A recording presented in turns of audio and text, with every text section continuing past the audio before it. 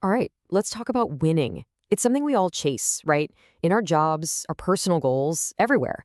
But what if the way we think about it is all wrong? What if the real secret, the real art of winning, is something totally different? That's exactly what we're going to break down today. So let me just ask you this right off the bat. To win, who is your enemy? Now, I bet your mind immediately goes to a competitor, right? Or maybe that one rival or some critic. But what if I told you the real answer, the most powerful one? Is something you're probably not even thinking about. And that's where we get to our first big idea. See, real, lasting wins, they start the second you clearly define your enemy. And no, this isn't about picking fights, it's about finding focus. So let's totally rethink what the word enemy means here. Forget about a person. The best enemies, the ones that really drive you, are ideas, principles. Your enemy could be something like mediocrity, or maybe it's procrastination, or just the plain old status quo. You see, when you know what you're fighting against, everything clicks. It gives you a purpose, a ton of clarity, and an incredible amount of energy. And this is such a crucial distinction. Think about it. Focusing on beating one person, that's a pretty small game, right? Your motivation is tied to them. What happens when they're gone? Game over. But when your enemy is a principle, like a war on complacency, man, that's an endless well of motivation. It's a fire that never goes out. It forces you to be better day in and day out. Okay, so you've got this enemy, this principle you're fighting against. Now what? Well, this is where the magic happens. You learn to take all the opposition, all the negativity, all the doubt, and you turn it into fuel. I mean, look at Michael Jordan. He was the absolute king of this.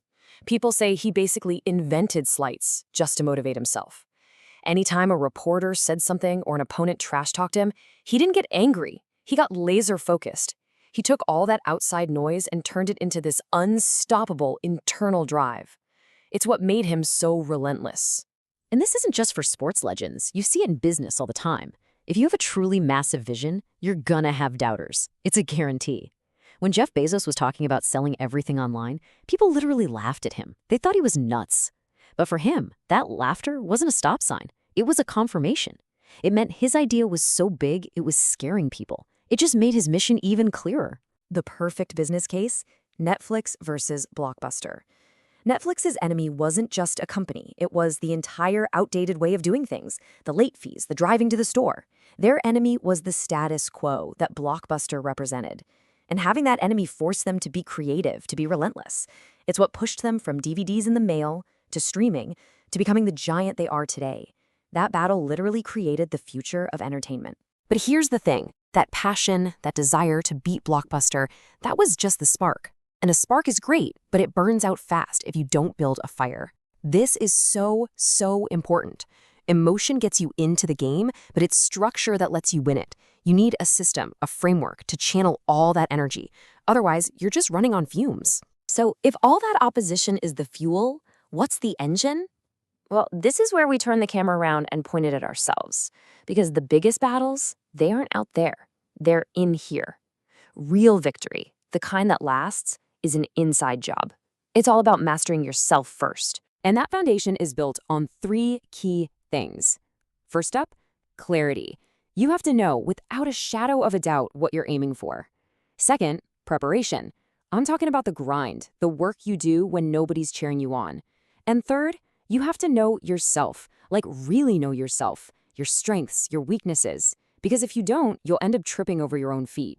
Think about Elon Musk with SpaceX. He didn't just write checks and hire smart people. The guy taught himself rocket science. He dove in and learned the actual engineering, so when those early rockets blew up on the launch pad, and oh boy, did they blow up, it wasn't the end of the world for him. It was just data. It was a lesson. Each failure was actually a step forward because he was so prepared. Okay, so we've got the internal engine running. Now we're ready for the 2.0 stuff. The Grandmaster strategy. How to win without even having to fight. This is where you move from just working hard to working smart. It's about outthinking, not just outmuscling. And this kind of elegant victory rests on four pillars. First, you've got to be adaptable, able to pivot when things change. Second, you got to be efficient. Get the biggest results with the least amount of effort. Third is unity. A team that trusts each other is basically a superpower. But the last one, this might be the hardest. Strategic patience. The wisdom to know when to act, and more importantly, when to just wait. If you want to see strategic patience in action, just look at Warren Buffett. He describes investing like baseball, but with one key difference. There are no called strikes. He can stand at the plate all day and watch thousands of pitches go by. He's not swinging at anything unless it's the absolute perfect pitch right in his sweet spot. He wins because he says no 1,000 times for every one yes. He wins by choosing not to fight 99% of the battles. All right, let's put it all together. We have the external enemy providing the fuel. We have our internal mastery as the engine. Now we're at the very top of the mountain, the final idea. This is about transcending the game completely. Because here's the ultimate truth of winning. The real goal isn't to destroy your enemy, it's to outgrow the fight. It's about getting so good at what you do, becoming so innovative, so far ahead that your competition isn't even in the same league anymore. They become irrelevant. You don't beat them at the game, you just create a whole new one. So, I'll leave you with this to chew on. What's your enemy? Is it procrastination? Is it settling for good enough? Is it the way things have always been done in your industry? Think about it.